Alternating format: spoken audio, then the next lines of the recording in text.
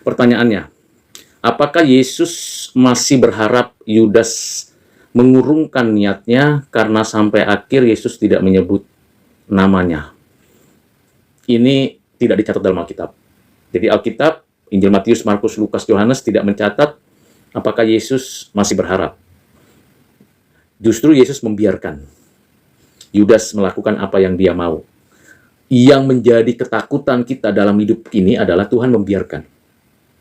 Kalau Tuhan mengizinkan, atau paling tidak memberikan semacam teguran, itu berarti Tuhan masih memberikan privilege kepada kita untuk bisa memeriksa, mengoreksi diri, dan kita bertobat. Tetapi ketika kita dibiarkan, suka hatimu, apa yang kamu perlu pikirkan, itu berarti Tuhan tidak lagi memberi kesempatan. Jadi pada titik mana itu bisa terjadi pada diri saya dan saudara, itu pasti saya dan saudara akan tergelisahkan oleh kondisi dan situasi keadaan dalam hidup saudara. Jadi ada waktunya, ada saatnya di mana saya dan saudara ada teguran dari Tuhan, ada koreksi dari Tuhan, ada semacam dorongan untuk bertobat. Itu berarti saya dan saudara masih diberikan kesempatan bertobat. Berarti Tuhan masih mengasihi kita. Tapi kalau sudah dibiarkan, seperti Yudas Iskariot, sudah lepas.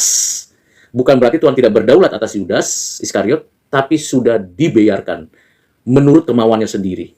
Jadi kejahatan yang dilakukan Yudas adalah kemauannya sendiri. Tuhan tahu itu, dan Tuhan tidak kontrol dia lagi. Beda dengan Petrus. Petrus didoakan, dan dia mengatakan, aku berdoa untukmu Petrus. Memang itu hak keputusan Tuhan, siapa yang didoakannya dan siapa yang dibiarkan.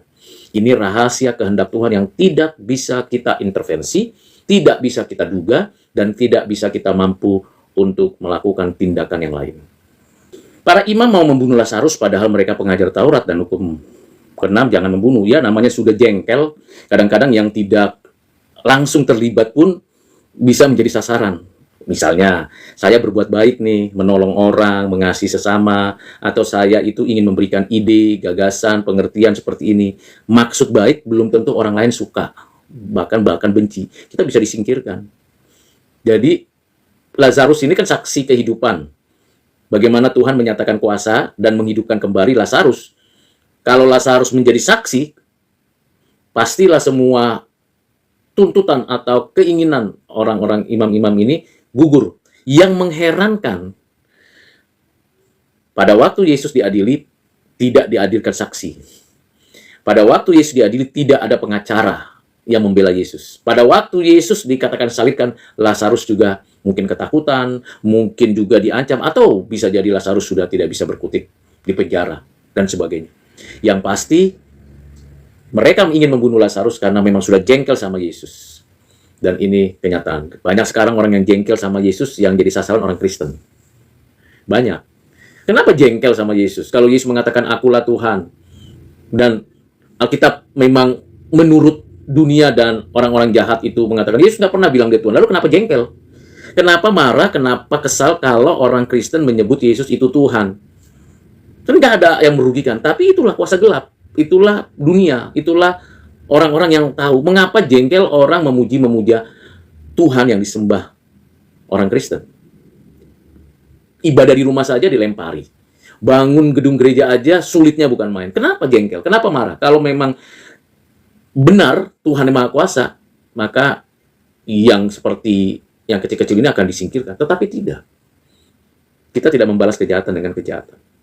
Jadi ini memang sebagai bukti bahwa manusia memang berdosa dan upah dosa adalah maut, dan kenyataannya banyak orang jahat seperti itu di bumi ini.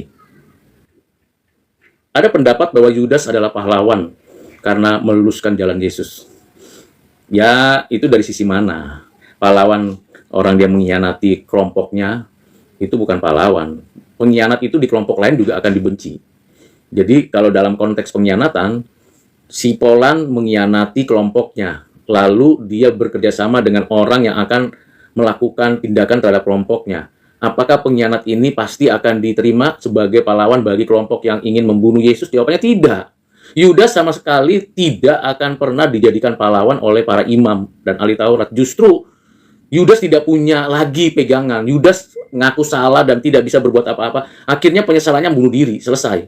Karena tidak diterima kelompok sana, dan di sini dia sudah menjual Yesus, dan Yesus mengatakan bebas suka hatimu, dan dia tidak punya pegangan lagi. Sungguh-sungguh orang yang sangat kasihan. Dia bukan pahlawan, dia adalah orang yang sangat kasihan. Pengkhianat pastilah sungguh berada dalam posisi yang menakutkan.